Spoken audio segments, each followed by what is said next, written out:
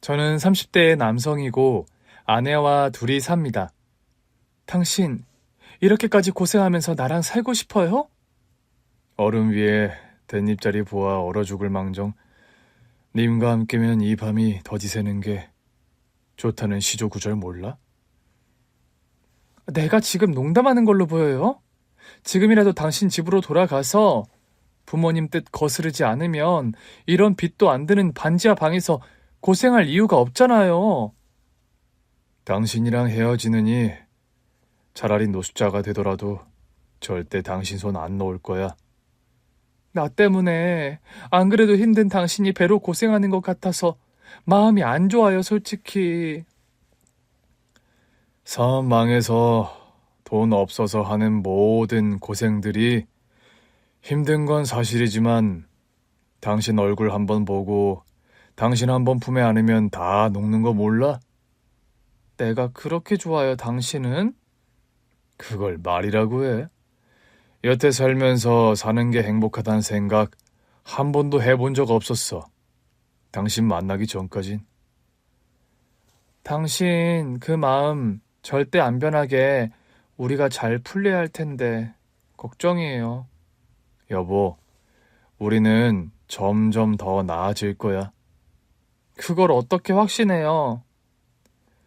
동트기 전에 새벽이 가장 어둡다잖아. 우리는 지금 바닥을 찍었으니까 올라갈 일밖에 안 남았어. 사실요, 제가 얼마 전에 운영하던 사업이 망하는 바람에 개인 회생 절차를 밟고 있는 중입니다.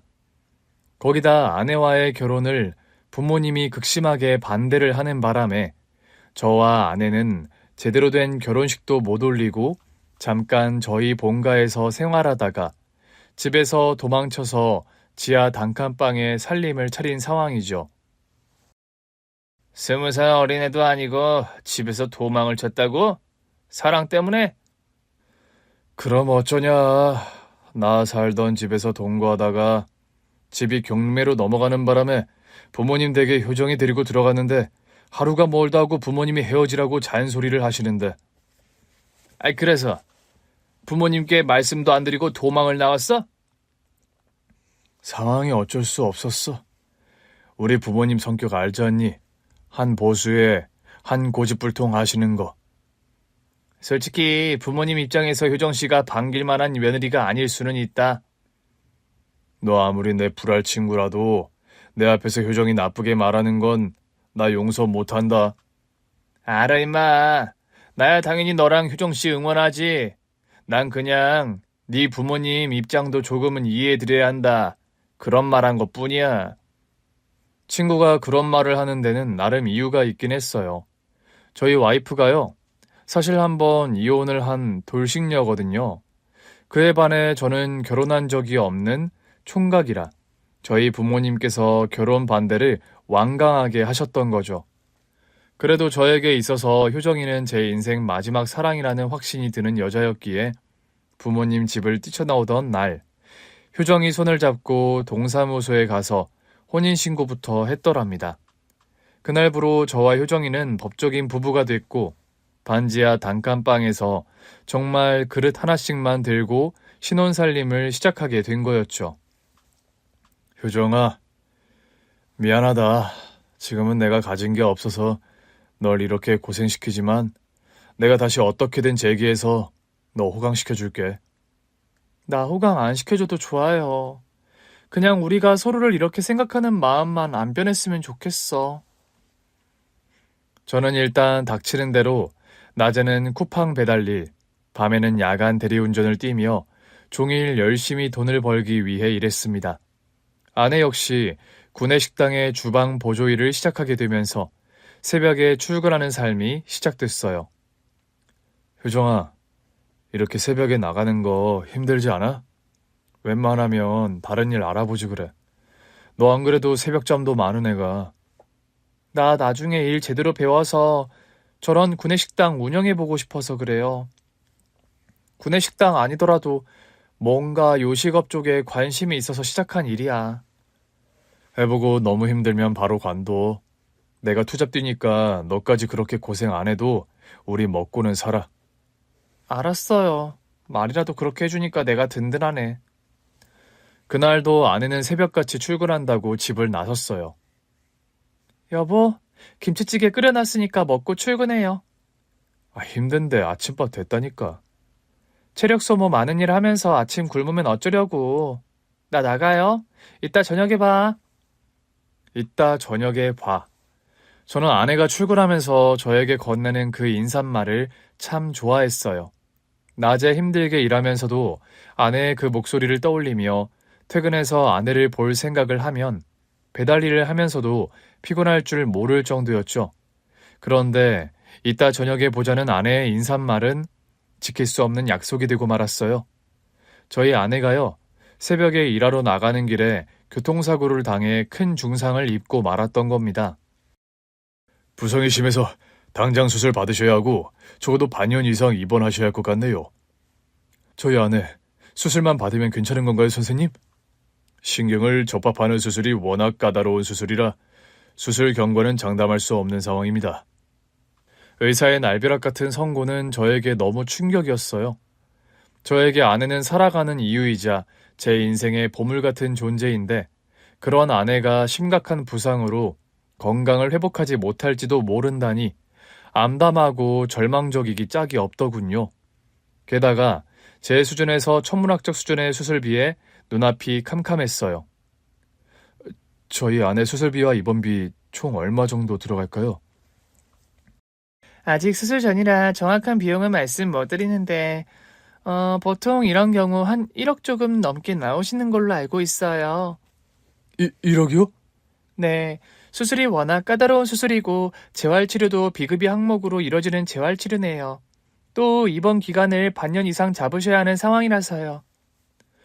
사업이 망한 지 얼마 안 돼서 반지하 단칸방에 새들어 사는 형편에 1억이라는 병원비는 저에게 감당하기 힘든 액수인 게 사실이었죠.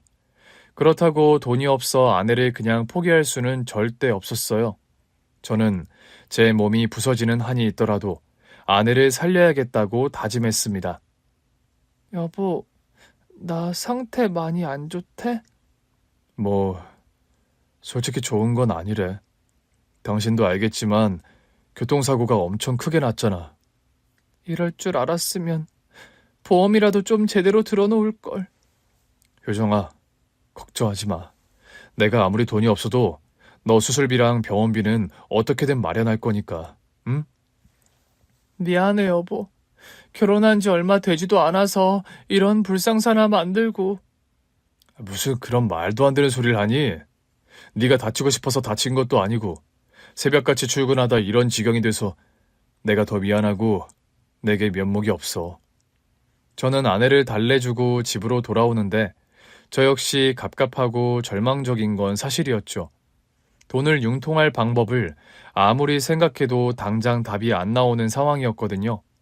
제가 사업이 망한 지 얼마 안 돼서 개인 회생 절차를 밟고 있던 때라 대출도 막혀 있었고 1억이나 되는 돈을 융통해 줄 지인이 주변에 있을 리 만무했어요. 1억? 재수씨 치료비가 그렇게나 많이 든대? 수술이 어려운 수술이고 재활이다 뭐다. 어떻게 한 몇천이라도 좀 융통 안 될까? 재우야. 솔직히 몇백 정도는 내가 마련해 줄 수 있는데 몇천까지는 무리다. 나도 집 전세 대출금에 우리 아버지 암투병하셔서 병원비가 만만치 않게 들어가는 입장이라. 미안하다. 이런 어려운 부탁해서.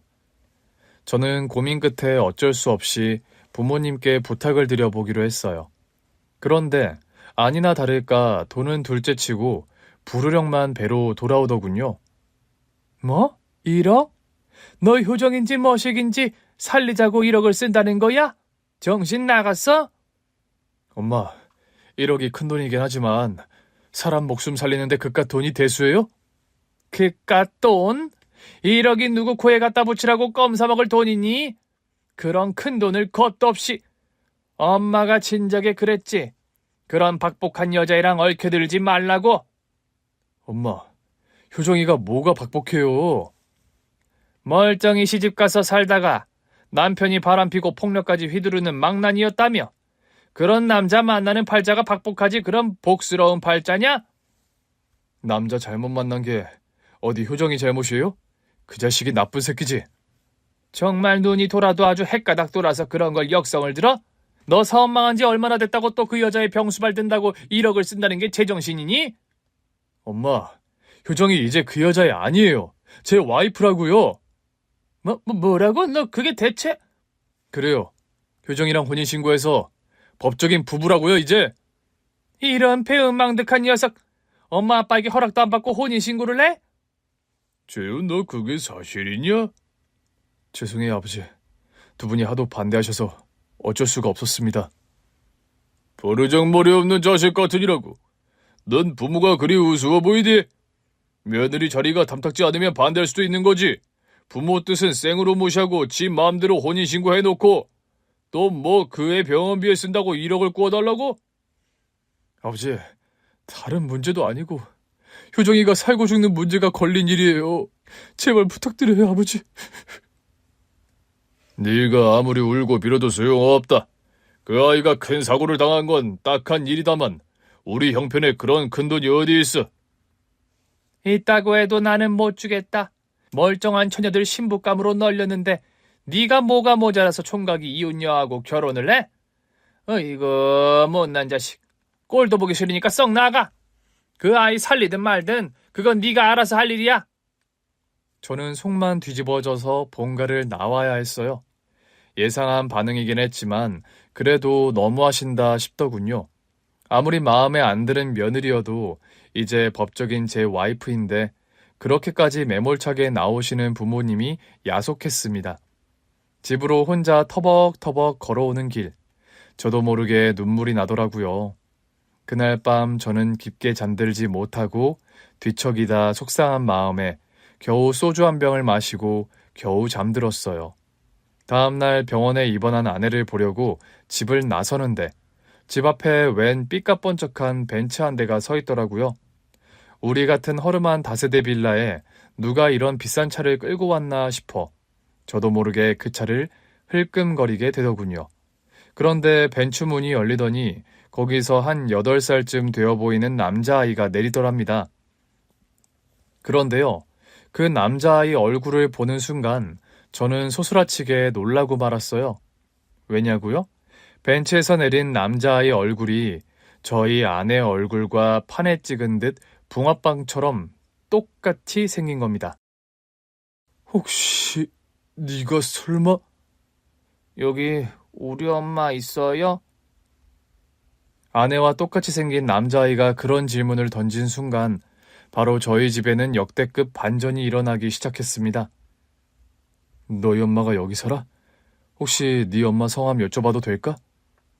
저는 떨리는 음성으로 아이에게 물었습니다.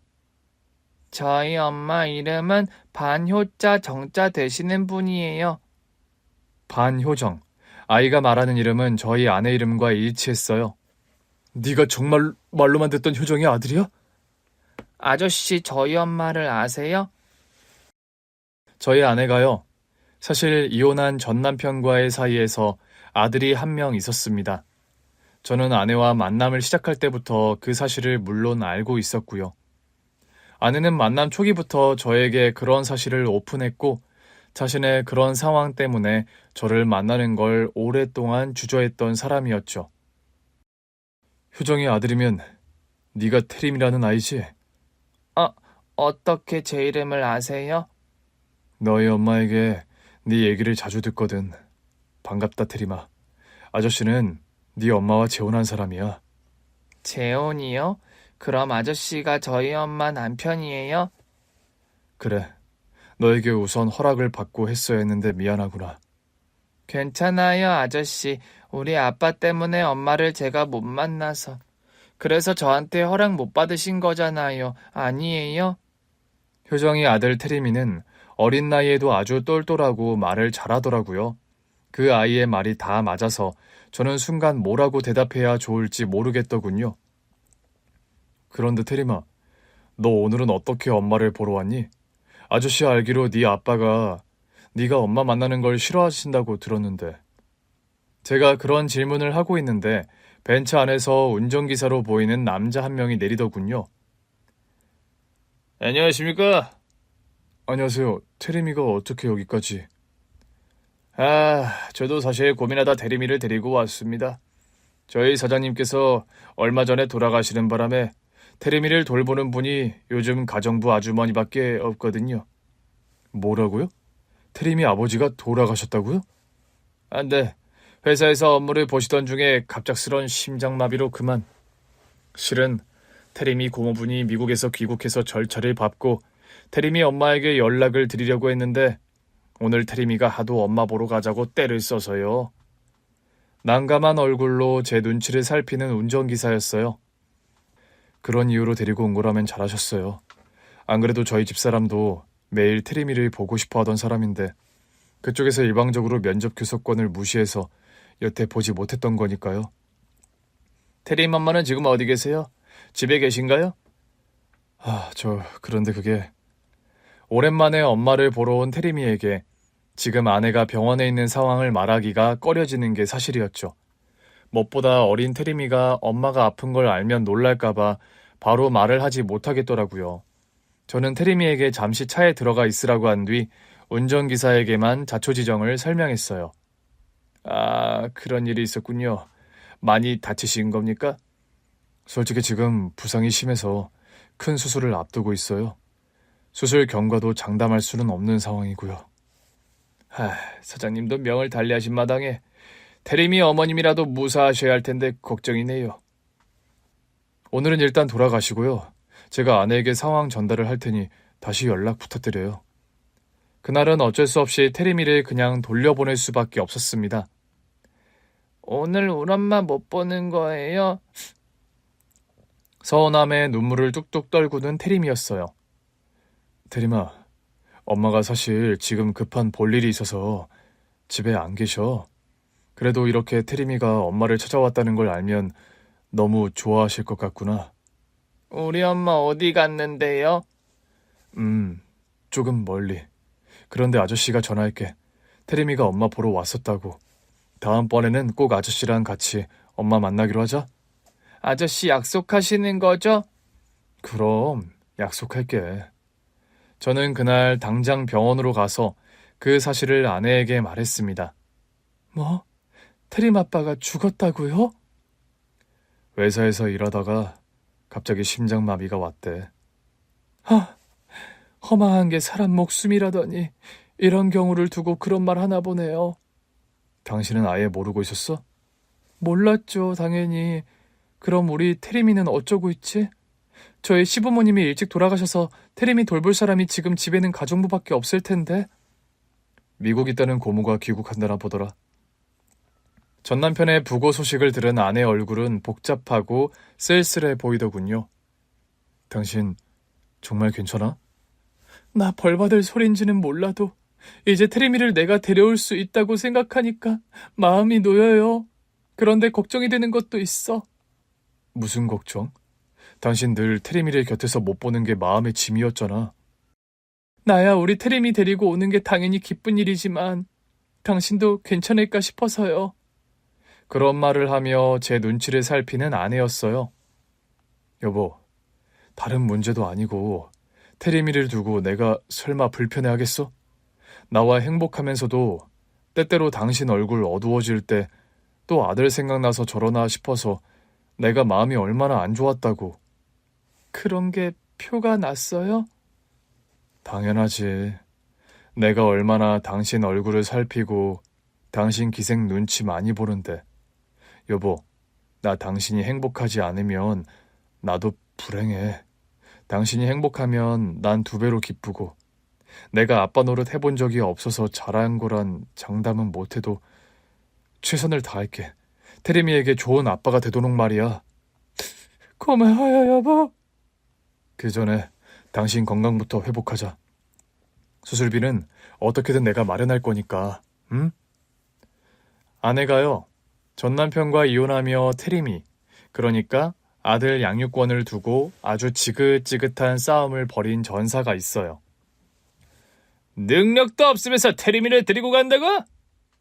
지금 경제적인 거 붙들고 늘어지자는 거예요? 양육비는 당신이 주면 되잖아요. 늘상 과시하는 그 당신 체력, 돈 쌓아두고 뭐하게요? 듣자 하니 어이가 없네.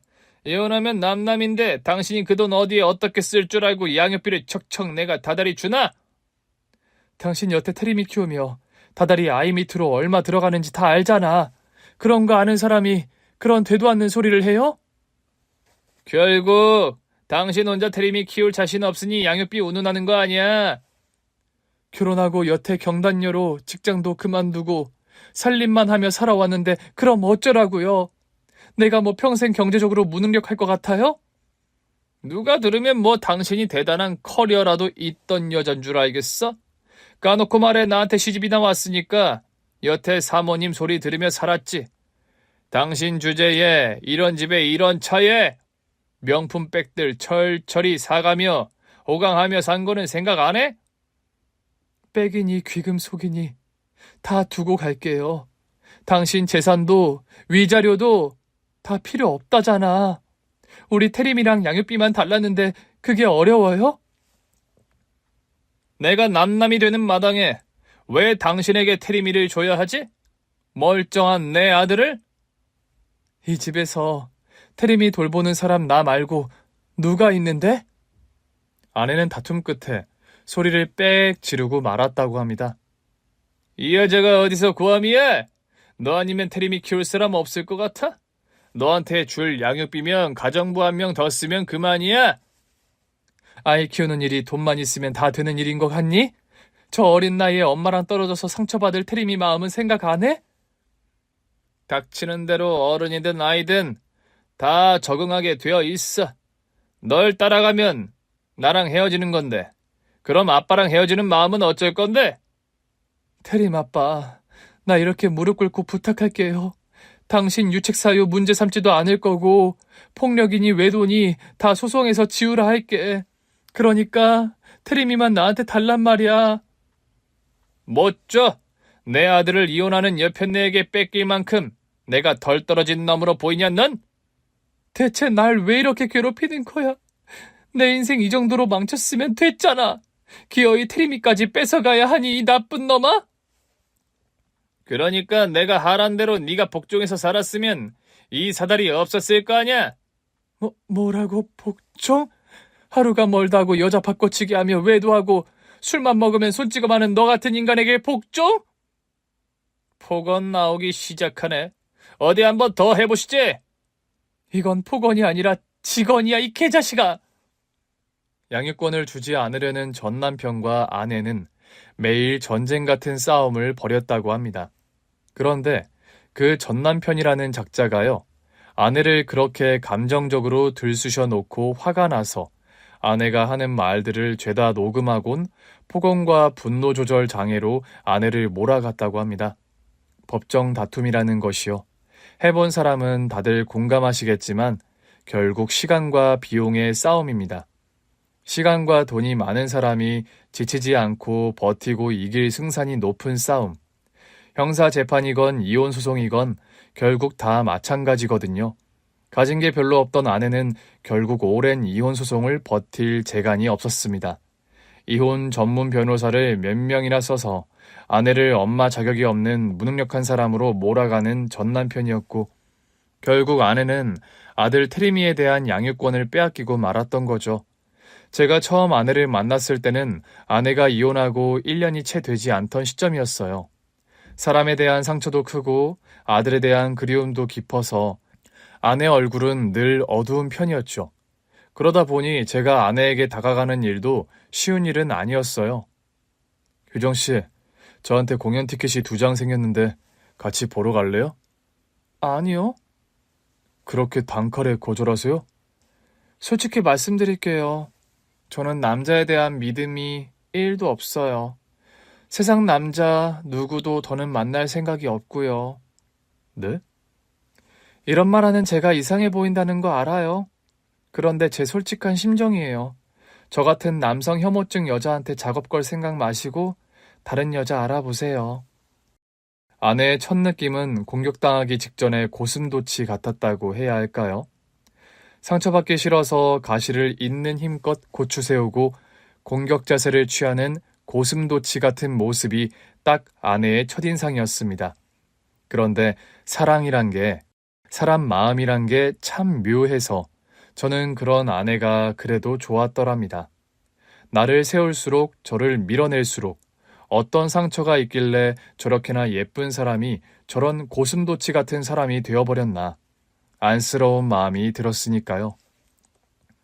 저는 100번 거절하면 100번 거절하는 대로 다음날 또 아내에게 식사를 하러 가자, 커피 마시러 가자, 싫으면 혹시 마음이 변할 수 있으니 일이 끝날 때까지 혼자 약속 장소에서 기다리겠다는 말로 계속 대시를 했더랍니다.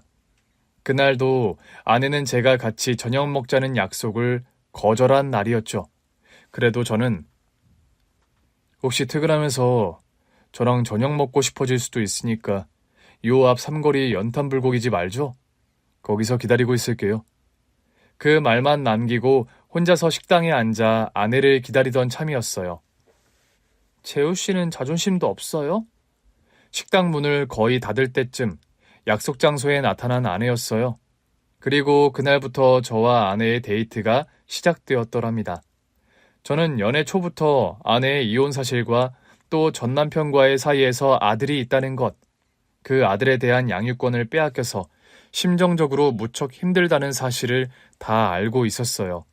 아내와의 관계가 진지해지고 나서는 아내에게 그런 약속을 했었고요. 효정아, 우리 결혼해서 내가 기반을 조금만 잡으면 당신 아들 태림이 말이야. 다시 소송해서 우리가 데리고 오는 방향을 알아보자. 정말이에요? 당신이 나를 만나서 많이 행복해졌다고 생각하는데 아직 부족한 1%의 그늘이 있어. 그 그늘의 원인이 뭔지 나는 아니까. 완전하게 당신 얼굴이 행복하게 빛나는 걸 보고 싶어 나는. 저의 그런 진심에 아내는 감동했고 마음을 열게 되었다고 했습니다. 그렇게 아내와 관계가 진전이 되었고 부모님 반대를 무릅쓰고 결혼에 꼴이 난 저였죠. 아내가 그렇게 바라왔던 아들과의 상봉이 이뤄져서 저도 좋았는데 사실 경제적인 부분이 걱정되는 건 사실이었습니다. 무엇보다 아내의 수술비와 병원비가 아직 마련되지 않은 상황이라 암담하더라고요. 정 안 되면 어디 제가 배를 타서라도 목돈을 마련해야겠다. 그런 다짐을 하고 있었죠. 그런데 며칠 후 테리미의 고모라는 사람이 아내를 찾아왔더라고요. 테리미 고모라는 사람은 한눈에 보기에도 거만하고 야멸찬 구석이 좀 비호감으로 느껴지는 인상이었죠. 우리 오빠 미영 달리한 소식은 들었다면서요? 네, 아무리 안 좋게 헤어졌어도 그 사람 부고 소식 정도는 전해주실 줄 알았는데요. 어쨌든 이렇게라도 전화로 온 거니 제 타박은 마세요. 언니가 그리 원하던 테림이 양육권이며 친권 다 가져가게 생겼는데 이긴 게임 아니에요? 그런 말을 하면서 웬 서류 봉투 하나를 아내에게 툭 던지는 테리미 고모였어요. 이 봉투가 대체 뭐죠? 순진한 척하는 거예요? 아님 진짜 모르나? 뭔가 비꼬는 듯한 말투로 아주 탐탁지 않다는 표정으로 아내를 쏘아보는 테리미 고모였어요.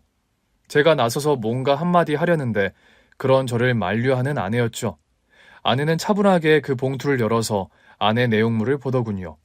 아내는 허리와 다리를 많이 다쳐서 자리에서 일어나지 못하는 상황이라 병실 침대에 반쯤 기대 앉아 그 테리미 고모라는 사람을 응대하고 있었어요. 듣자니 수술비니 병원비니 많이 들게 생겼다면서요. 아마 테리미 몫으로 떨어진 재산 관리하게 되면 그 정도 수술비는 껌값일걸요? 테림 아빠가 이 모든 것들을 다 테리미에게 상속했다고요? 그럼 꼴랑 자식 하나 있는 게 테림인데 누굴 주겠어요? 그리 딴 살림 부지런히 차리고 다니더니만 딴 자식은 보지 못했던지라 울 오빠 알토란 같은 재산은 다 테림이 몫이 됐네요. 우리 집 재산 허튼 데 쓰지 말고 나중에 테림이 커서 잘 전해주게 관리나 잘해요. 끝까지 미운 소리를 뱉어내더니 병실 문을 쾅 닫고 나가버리는 테리미 고모였습니다. 아니 뭐 저런 막대 먹은 여편 애가 다 있어? 테리미 고모 성격이 원래 저래요. 좀 아나무인인 구석이 있죠. 저런 막말을 쏟아내는데 왜 당신은 듣고만 있는 건데? 지 오빠 명 달리하고 자기네 집 재산이 테리미한테 거진 상속된 데다 그걸 내가 관리하게 돼서 꼴이 나서 저러는 거니까요. 뭐라고? 테리미한테 재산 상속? 내 전남편이 인격은 바닥인데 가진 돈은 많은 사람이었다고 했잖아요. 그 사람 재산의 거진 9할이 테리미 몫이 되어네요. 보니까. 생명보험금 들어놓은 것만 해도 상당하고 테리미 성인 될 때까지 그 재산 관리 자격은 저한테 있고요. 여보, 그럼 일단 당신 병원비 해결하게 되는 거야? 그래서 아까 저 여자가 그런 소리를 한 거였어? 위자료니 재산 분할 한 푼도 못 받고 이혼했다고 친정이나 주변 사람들이 막 뭐라고 했었는데 참 씁쓸하게도 이런 식으로 재산이 나에게 오게 됐네요. 아내의 말을 듣고 보니 마냥 좋아할 일도 아니긴 했어요. 아내의 지나온 여정을 생각하면 참 그 전남편의 돈이란 걸 한 푼도 받기 싫은 게 사실이었고요. 그래도 그 사람이 명을 달리하며 테리미에게 남긴 재산이었고 그걸 아내가 관리하게 됐다는데 제가 뭐라고 터치할 문제는 아니더군요. 다행이었던 건 아내의 급한 수술비가 해결되었다는 점이었습니다. 여보, 이번 재산 상속이 아무리 당신이 못 받은 위자료를 받는 의미도 있었다지만 내가 사업 재개하면 당신 병원비랑 수술비로 쓴 돈은 내가 다 갚아줄게. 여보, 말이라도 고마워요. 수술도 잘 끝났으니 악착같이 재활해서 빨리 건강해져야겠어요. 하루라도 빨리 당신이랑 테리미랑 한 집에서 같이 살고 싶어요. 아들 테리미의 양육권을 되찾은 아내는 빨리 몸을 회복하겠다는 의지가 아주 활활 타오르는 것 같더라고요. 아내가 병원에 입원해서 재활치료에 전념하는 동안 저는 테리미와 친해지는 시간을 가지려고 노력했습니다. 테리마, 주말인데 어디 놀러 가고 싶은데 없어? 아저씨, 저랑 놀이공원 가주시면 안 돼요? 안 될 게 뭐가 있어? 테리미 김밥 좋아하니? 네, 좋아해요. 그럼 아저씨가 김밥 도시락 만들 테니까 그거 싸가지고 가서 놀이공원에서 먹자. 이야, 신난다. 김밥은 학교 소풍날에만 먹는 건 줄 알았는데, 헤헤헤.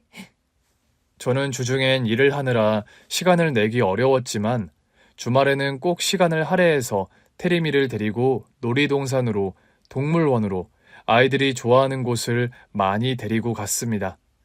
운동하는 걸 좋아하는 아이라 아빠와 함께 참여하는 조기 축구 교실에도 가입을 해서 일요일 아침마다 함께 축구도 뛰었죠. 테림이랑 아빠는 엄청 사이가 좋아 보이시네요. 네? 아빠라는 말에 제가 좀 당황한 게 사실이었어요. 왜냐면 그때까지 테리미는 저를 아저씨라고 부르고 있었기 때문입니다. 테리마, 아빠랑 축구하는 거 재밌니? 네, 선생님. 저희 아빠는 주말에는 꼭 저를 데리고 재미난 데 많이 데려가 주시거든요. 그래? 보통 아버님들이 피곤하셔서 이런 주말 조기 축구 잘 안 나오시려고 하는데 결석률도 거의 없이 거의 매주 나오시는 게 참 대단하세요. 아니에요. 주말 아니면 테리미와 시간을 보내기가 힘들어서요. 암튼 무척 보기 좋습니다, 아버님. 그런 말을 하면서 저와 테리미를 보며 엄지손가락을 치켜드는 축구 선생님이었어요. 그날 집으로 돌아오는 길에 테리미에게 넌지시 말을 꺼내봤답니다. 테리마, 오늘 정말 고마웠다. 뭐가요? 선생님 앞에서 아저씨를 아빠라고 해줘서. 제가 사실은 얼마 전부터 아빠라고 불러드리고 싶었어요. 근데 안 부르다 보니까 뭔가 부끄러워서 자꾸 미루게 되더라고요. 네가 안 내키면 너무 성급하게 안 그래도 돼, 테리마. 아니에요. 엄마랑 결혼하신 분이니까 저한테도 아빠가 맞아요. 그럼 앞으로도 아저씨를 아빠라고 불러줄 거니? 네, 아빠. 그런 말을 하며 수줍게 웃어 보이는 테리미였습니다. 저는 테리미에게 아빠 소리를 들은 날 너무 신이 나서 테리미를 목마를 태우고 아내가 입원해 있는 병실을 찾았어요. 아니, 다 큰 애를 목마를 태우고 들어와요? 오늘 내가 너무 기분 좋은 일이 있어서 그래. 기분 좋은 일? 무슨 일인데요? 테리마, 엄마 앞에서 한번 보여드릴래? 아빠, 제가 아빠라고 불러드리는 게 그렇게 좋으세요? 그 말을 들은 아내의 얼굴이 놀람으로 순간 굳어지더군요. 그리고 이내 눈물을 펑펑 쏟는 아내였습니다. 테리마, 아저씨를 아빠라고 부르기로 한 거야? 네, 엄마. 엄마랑 결혼하신 분이고 또 저한테도 너무 잘해주시니까요. 고맙다, 우리 아들. 엄마, 근데 왜 우세요? 좋으시다면서요. 엄마가 너무 좋아서 그래. 너무 좋아도 눈물이 나는 거란다, 테리마. 아내는 수술 후에 힘겨운 재활운동을 다행히 잘 이겨냈습니다. 반년 넘게 입원해야 할 거라던 병원 측의 예상을 깨고 아내는 4개월 반 만에 퇴원을 하게 됐어요. 퇴원하고 저와 아내가 가장 먼저 한 일은 테리미를 데리고 가족 사진을 새로 찍은 일이었죠. 그리고 제대로 결혼식을 올리지 못했던 아내에게 미안해서 스몰 웨딩 비슷하게 아내는 예쁜 드레스를 입고 저와 테리미는 함께 턱시도를 맞춰 입고 사진을 찍었습니다. 리마인드 웨딩 하시나 봐요. 아내와 제가 혼인신고는 애진작 했기에 틀린 말도 아니어서 저와 아내는 웃으며 그렇다고 대답했더랍니다. 아내가 퇴원하고 나서 저와 아내는 작은 고깃집을 하나 오픈해서 시작하게 됐습니다. 테리미가 아직 미성년자라서 테리미 유산이 당신 권한에 있는 건 사실이지만 뭔가 테리미가 상속받은 유산으로 우리가 사업 시작한다는 게 좀 마음에 걸리네. 여보, 나 이혼할 때 정말 남편이 유책사유라 부당하게 이혼당하면서도 위자료 한 푼, 재산 분할 1원도 못 받았어요. 일단 그 몫이라 생각하면 전혀 지분 없는 건 아니에요. 그리고 우리가 돈 열심히 벌어서 우리가 사업 자금으로 쓴 돈은 메꿔주면 되죠. 나도 같은 생각이야, 여보. 제가 자영업을 하면서 거푸 실패했던 경험이 있는지라 이번에 새로 시작한 고깃집 일은 절대 실패하지 않기 위해 열과 성을 다했습니다. 쓰라린 실패의 경험에서 오는 노하우가 있었던 탓에 식당 자영업을 하는 사람들이 절대 해서는 안 되는 일이 뭔지 정확하게 알고 있었고 시행착오 없이 운영이 잘 되었어요. 이 집은 고기도 맛있고 밑반찬이 아주 맛깔나네요. 당일 도축한 신선한 돼지고기를 산지에서 직접 직송해서 봤거든요. 그럼 감칠맛 나는 밑반찬 비결은요? 그건 아마 조미료를 잘 안 쓰는 저희 아내 손맛이고요. 손맛이라 하니까 비법도 못 물어보겠네요. 사장님, 이런 식으로 영업비밀 엄수하시나 봐요. 들켜버렸네요. 대신 반찬 서비스로 다시 드릴게요. 아내의 음식 솜씨와 저의 그간 축적된 사업 노하우가 합쳐져서 저와 아내가 운영하는 고깃집은 장사가 아주 잘 됐습니다. 식당을 개업하고 3년 만에 저와 아내는 테리미의 상속 지분에서 당겨 쓴 자금을 1원도 모자람 없이 메꿔주게 되었죠. 여보, 오늘에서야 비로소 내가 마음의 짐을 던 느낌이야. 당신도 참, 그게 그렇게 마음에 걸렸어요? 당신이랑 내 입장도 다른 거니까.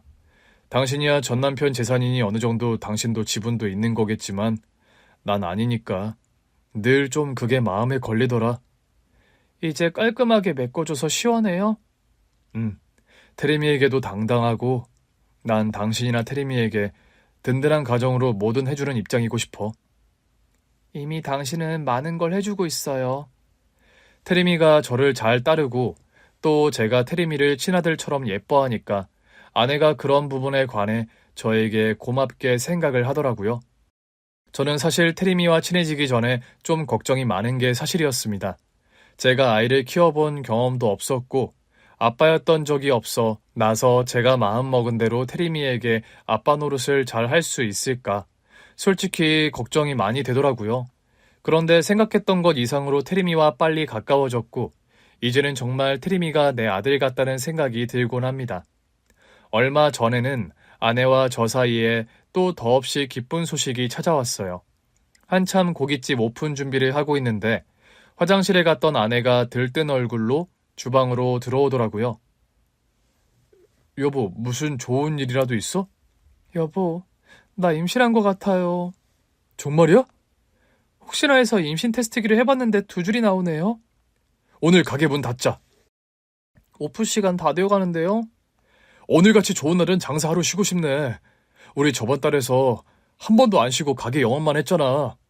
그래도 손님들한테 예고도 없이요? 집에 너무 경사가 나서 금일 휴업이라고 써붙이자.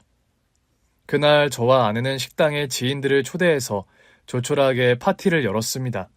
무엇보다 저는 아들 테리미의 반응이 살짝 걱정됐는데 누구보다 동생이 태어난다는 사실을 뛸 듯이 좋아하는 테리미였어요.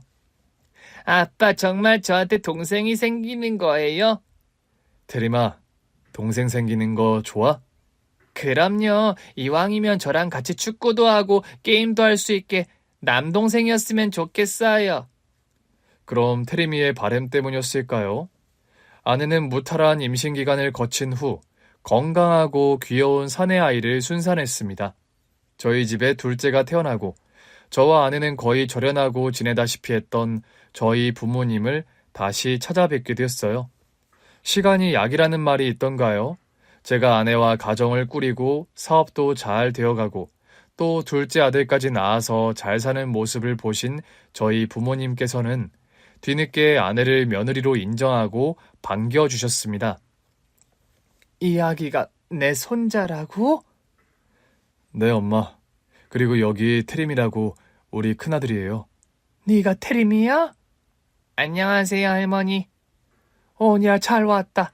엄마 닮아서 얼굴이 아주 똘망똘망하게 생겼네. 사실 아내와 테리미를 데리고 인사를 오기 전 제가 먼저 부모님을 찾아뵙고 그런 말씀을 드렸었어요. 엄마, 아빠, 저 효정이와의 사이에 아들도 태어났고 고깃집도 아주 장사가 잘 되고 있어요. 그 사이에 아들을 낳았어? 그럼 내가 할아버지가 됐다는 소리냐? 아무리 우리가 결혼 반대를 했어도 네 처가 아이까지 낳았으면 진작 연락을 했어야지. 엄마, 죄송해요. 사실 워낙에 효정이를 반대하셨어서 자신이 없었어요. 그리고 저 효정이랑 애들 데리고 인사 오기 전에 먼저 부탁드리고 싶은 것도 있고요. 무슨 부탁인데? 테림이요. 효정이가 전 남편 사이에서 낳은 아들 말입니다. 그런데 테림이 친부가 몇 년 전에 명을 달리해서 효정이가 친권 되찾아서 우리가 기르고 있어요. 이제는 저도 테림이와 정이 많이 들어서 둘째 태성이나 마찬가지로 테림이 역시 제 아들이고요. 알았다. 옛날에 효정이 구박하던 것처럼 그 애에게 그러지 말란 소리 하는 거 아니니? 맞아요, 엄마. 테림이가 어려서는 엄마랑 떨어져서 괴팍한 성미의 지 아빠랑만 외롭게 살아서 상처가 꽤 커요. 더는 어린애에게 상처 주고 싶지 않으니까 테림이 좀 잘 배려해 주세요. 이왕 우리 손주까지 낳아서 너와 가정 일고 잘 사는 마당에 더는 타박하고 싶은 생각 없으니 걱정 말어. 네 엄마랑 나랑 솔직히 후회 많이 했다. 너 결혼 반대를 너무 심하게 하면서 너희 내외 내친 거 말이다. 자식 이기는 부모 없다는 말을 뻔히 알면서 우리가 그랬으니 나와 네 엄마가 어리석었지. 저도 죄송했어요, 엄마 아빠. 허락도 없이 마음대로 효정이와 혼인신고한 거요. 효정이와 가정 일궈서 사니 그리 좋으니? 그럼요, 엄마. 저 정말 행복해요, 매일이. 다행이구나. 그리 난리 부르스를 떨며 부모 반대 무릅쓰고 가정 일궜는데 잘 살아야지. 우리도 진작에 너그럽게 처신하지 못한 건 미안하다. 앞으로만 그냥 효정이랑 테림이 많이 아껴주세요. 암튼 지 마누라밖에 모르는 팔불출이 따로 없다. 아유, 참 이래서 아들 자식은 장가가면 아무 필요 없단 소리가 나오지. 그동안 연락 못 드리고 산 거 죄송해요, 엄마. 저 이제 고깃집 식당도 장사 잘 되고 용돈도 많이 드리고 엄마 아빠께 밀린 효도 앞으로 다 할게요. 효정이와 태림이 그리고 둘째 태성이를 데리고 몇 년 만에 본가에 방문한 날 엄마는 밥상이 부러져라 한가득 맛있는 음식을 차리셨더라고요. 효정아, 많이 먹어라. 너 출산했을 때 미역국 한 그릇 못 끓여줘서 미안하구나. 아니에요, 어머니. 그동안 연락 못 드리고 살아서 제가 더 죄송합니다. 이왕 이렇게 너희가 가정 일궈 잘 사는데 우리도 너와 태림이를 이제 우리 가족으로 받아들이고 잘 지냈으면 좋겠다. 과거에 서운하게 한 것들은 좀 잊어주고, 응? 태림이라고 했지? 얼른 와서 앉아서 식사하렴. 태림이는 뭘 좋아하는지 몰라서 일단 갈비찜도 하고 애들 좋아하는 돈가스도 튀겨봤는데 입맛에 맞을지 모르겠구나. 하루하루 저희 부모님과 아내 효정이의 관계도 날이 갈수록 풀어지고 편해진다는 것을 느끼는 요즘입니다. 저희 엄마가요, 요즘은 밑반찬을 만들어도 아내와 태림이가 좋아하는 반찬 위주로 만들어서 가져다 주시더라고요. 태림과 저번에 보니까 메추리알 장조림을 잘 먹어서 좀 만들어 와봤다. 어머니, 매번 이렇게 안 가져다 주셔도 돼요. 어머니도 힘드신데. 나야 집에서 쉬는 노인네가 이런 밑반찬 만드는 거 큰일도 아니다. 참, 이건 너 잘 먹는 꽈리고추 들어간 멸치볶음이랑 잡채를 좀 무쳐왔어. 감사해요, 어머니. 잘 먹겠습니다. 엄마, 나 잘 먹는 반찬은 안 만들어 오셨어요? 좀 서운한데요. 예전엔 저 좋아하는 감자조림 자주 만들어 주시더니. 너야 효정이가 해주는 건 맨날 맛있게 먹으면서 그러니. 원래 며느리들이 시댁에서 안 챙겨주면 서운한 법이다. 여자들은 그저 평생 식구들 밥 해주다 보면 정작 본인 먹고 싶은 건 해주는 사람들이 없거든. 이제는 아내를 반대했던 일이 언제 있었던 일이냐는 듯 아내를 많이 챙겨주시는 엄마입니다. 아내 역시 엄마를 모시고 쇼핑도 다니고 주말에는 가끔 사우나도 다니는 등 살가운 딸 노릇을 톡톡히 해주어서 고마울 따름이죠. 얼마 전 태림이의 학교 운동회 날 저희 엄마 아빠도 직접 태림이를 보러 오셨더라고요. 태림아, 달리기 개주 꼭 1등 해야 돼. 파이팅이다. 네, 할머니, 저 꼭 1등 메달 받아올게요. 저와 아내, 엄마와 아빠, 온 식구의 응원을 받으면서 태림이는 운동회 날 정말로 개주 1등을 해내고 말았네요. 온 식구가 마치 올림픽 금메달을 받았을 때처럼 다 같이 함성을 지르고 아주 난리가 났더랍니다. 어머니, 도시락 싸느라 힘드셨겠어요. 김밥만 만들어 오셔도 되는데 뭘 이렇게 많이 만들어 오셨어요. 전에 보니 네가 달걀 샌드위치를 잘 먹길래 그것도 좀 만들고 오늘 솜씨 발휘를 좀 해봤단다. 오늘 네 어머니가 큰손주 운동회 날이라고 아주 동새벽부터 일어나서 도시락 싼다고 종종거리더구나. 할머니 잘 먹겠습니다. 근데 김밥이요 진짜 맛있어요. 태림아, 아빠가 싼 거랑 할머니가 싼 거 중에 어떤 김밥이 더 맛있니? 당근? 할머니가 만든 거요. 헤헤헤. 결혼 반대에 부딪혀서 아내와 함께 엄동설안의 집을 뛰쳐나와 반지하 단칸방에 신혼살림을 차렸던 게 엊그제 같은데 엄마 아빠를 모시고 온 식구가 이렇게 태림이 운동회 날 웃음꽃을 피울 수 있는 현실이 실감이 잘 안 나더라고요. 여보, 이제 태림이가 할머니 할아버지를 제법 따르는 것 같아. 그러게요. 친가 쪽 할머니 할아버지가 일찍 돌아가셔서 태림이가 할머니 할아버지 사랑 모르고 자라나 싶었는데 이렇게 태림이를 예뻐해 주실 줄 몰랐어요. 나한테 시집 잘 온 것 같아? 내가 살면서 제일 잘한 게 뭔지 알아요? 뭔데? 당신 기다리고 있던 그 연탄 불고기집에 늦게 밥 먹으러 간 거예요. 우리 첫 데이트 날 말하는 거야? 실은 그날 엄청 갈등하다 간 거였거든요. 전 남편에게 대차게 뒤통수 맞다 보니까 다시는 어떤 남자에게도 마음 주지 않겠다 결심했던 때여서. 근데 당신 계속 철벽만 치다가 그날 진짜 어떻게 나오게 된 거야? 석 달 넘게 거절하는데도 계속 기다리고 있는 당신이란 남자가 궁금하더라고요.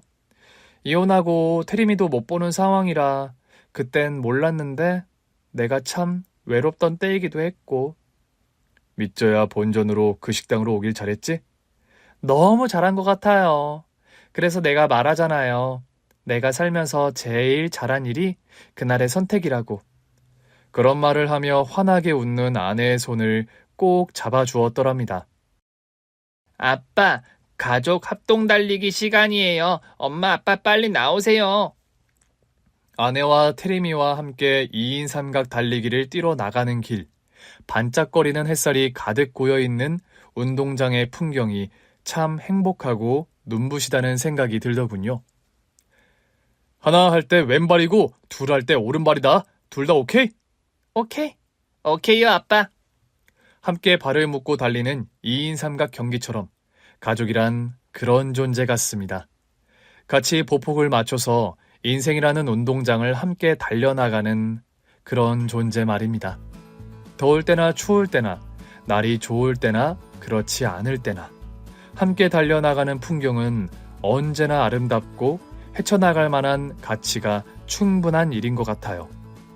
1등을 하면 우승의 기쁨을 나눌 수 있고 꼴찌여도 함께여서 추억이 되는 가족이란 서로에게 그런 소중한 존재가 아닌가 합니다.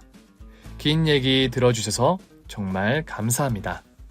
오늘 준비한 사연은 여기까지입니다. 재밌게 들으셨다면 구독과 좋아요, 알림 설정까지 눌러주세요. 그럼 저는 다음 사연으로 찾아뵐게요. 오늘도 건강하고 행복하세요.